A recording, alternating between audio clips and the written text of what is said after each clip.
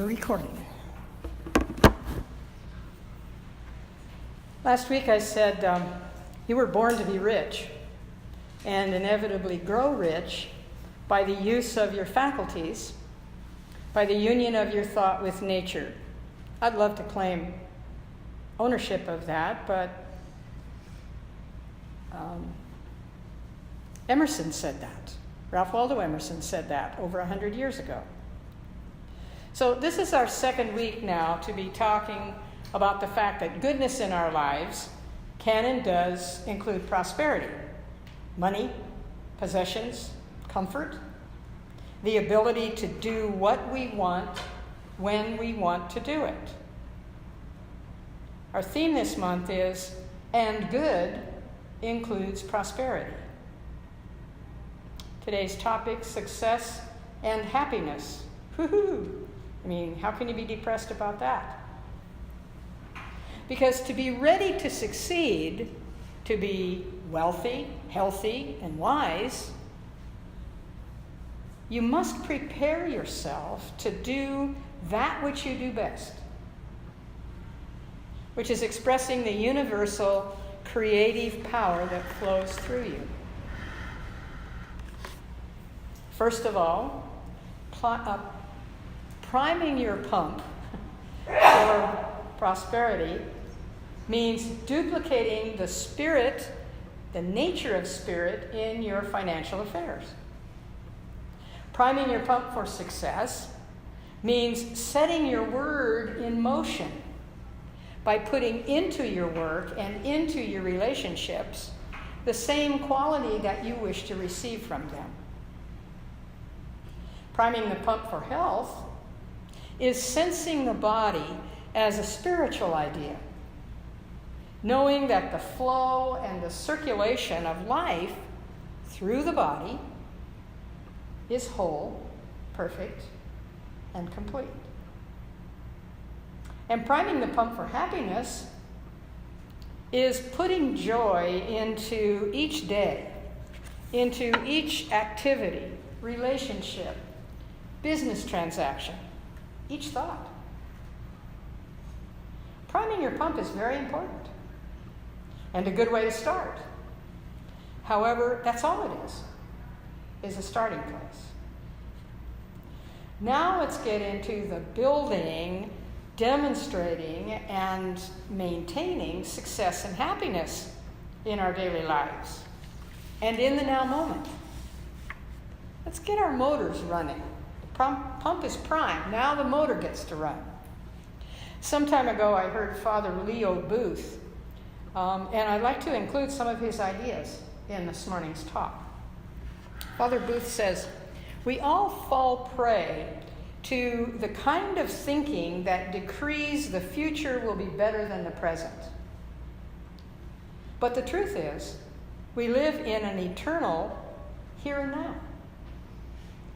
Don't postpone joy, happiness, success until you find the perfect mate, for example, or the perfect job, the perfect house. Instead, experience the aliveness of each moment, because your moment is now. The truth of the matter is that you can get rich and you can be rich and not be spiritual. You can also get spiritual and be spiritual and not be rich. However, given your choice, why not be both? Many of you have heard me speak about my father in the past. I'm going to tell you a little bit more about him this morning. He was a very intelligent man. He prided himself on being smart, on being honest, on being a critical thinker, and on being spiritual. My mother used to chide him by saying, if you're so smart, why aren't you rich? The truth of the matter was that he believed if you were honest and you were spiritual, it was improper, if not impossible, to be rich. So in his mind, spiritual and rich were opposites. I think it's appropriate for each of us to examine our own thinking in that regard. If you were raised as I was, you may have some of those same beliefs down deep in your subconscious even today. If you have lived through some lean times and survived, as you obviously have, at some level of thinking, you may still believe that's your destiny. Because after all, that's what has already happened to you. It must have been for a reason.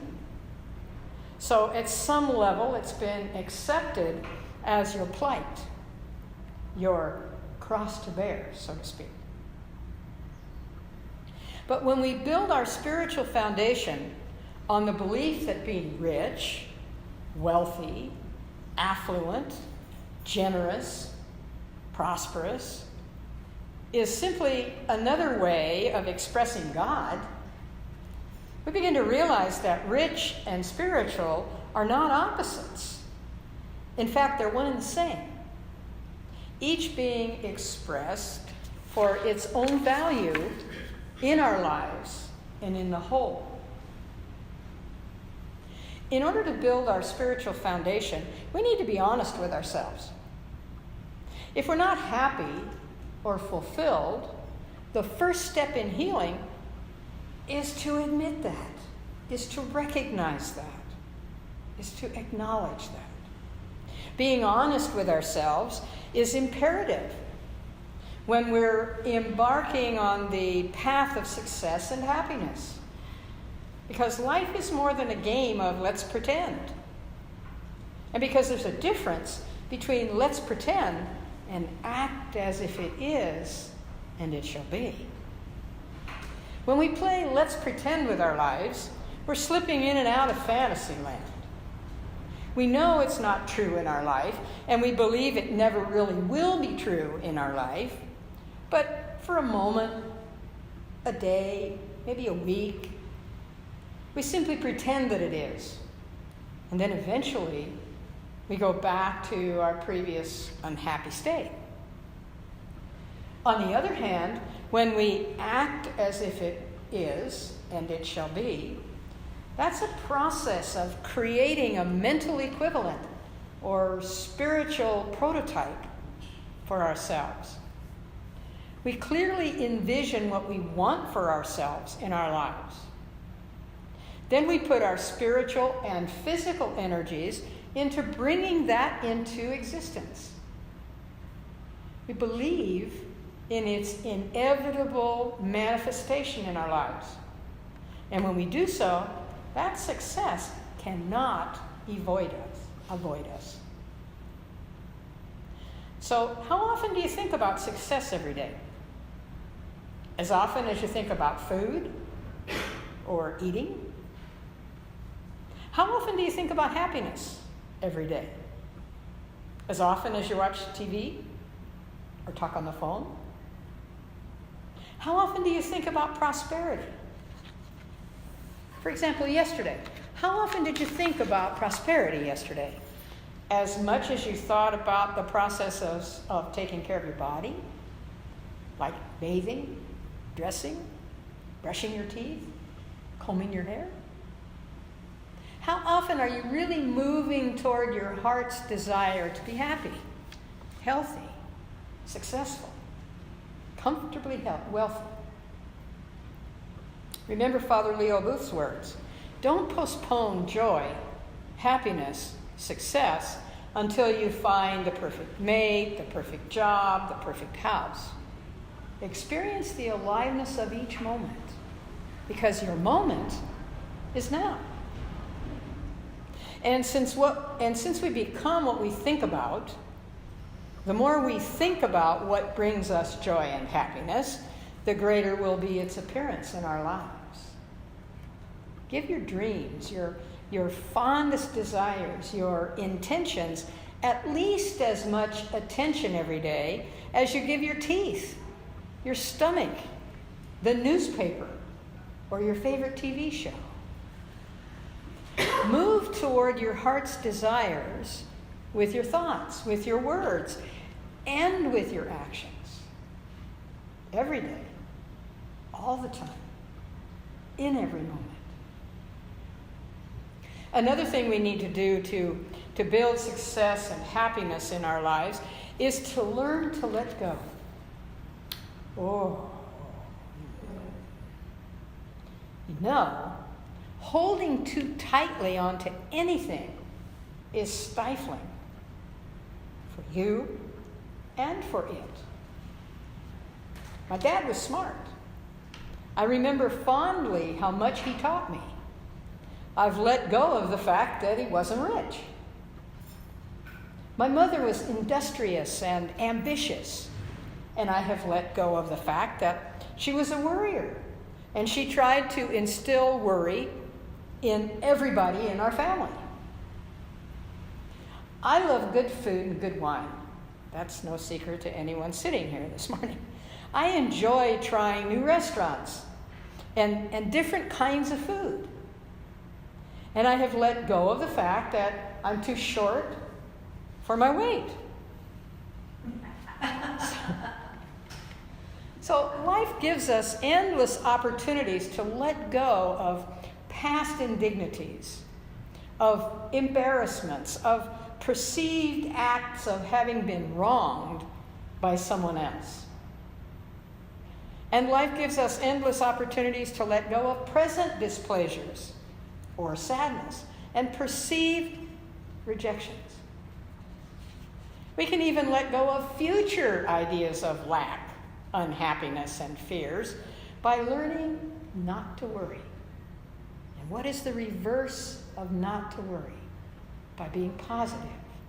You see, worry is the act of going through misery twice. You knew that. Twice. The first time you go through it is in your mind, as you worry and fret and stress out. Then you have to go through it again when the actual situation occurs. Except if it doesn't occur, then you've gone through it in your mind for nothing. So why go through the misery twice? And as you know, when you stop thinking those negative, frightful, oppressive thoughts, it's very likely that misery will never even occur anyway. So the last idea I'd like to share with you this morning about building success and happiness is to encourage you to be a co-creator with God. Start being a partner in making your life a priceless, awesome experience. It's not up to God to make us rich or happy or successful or handsome or beautiful or wise or beguiling or whatever. It's up to us to get into that divine buffet line and start selecting what God has already made available for us to accept. If you want to be rich, I say go for it. How do you go for it? You pick up your purse. You have a purse with you or a wallet. Pick it up right now. It's okay. It won't hurt.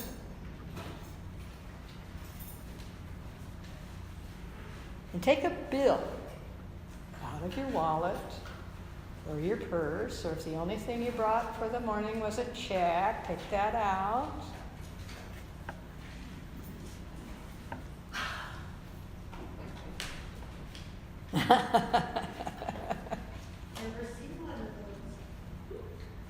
So who has an actual piece of legal tender for the United States of America?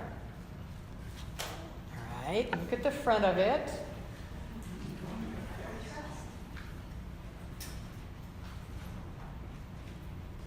Hold it up close to your face.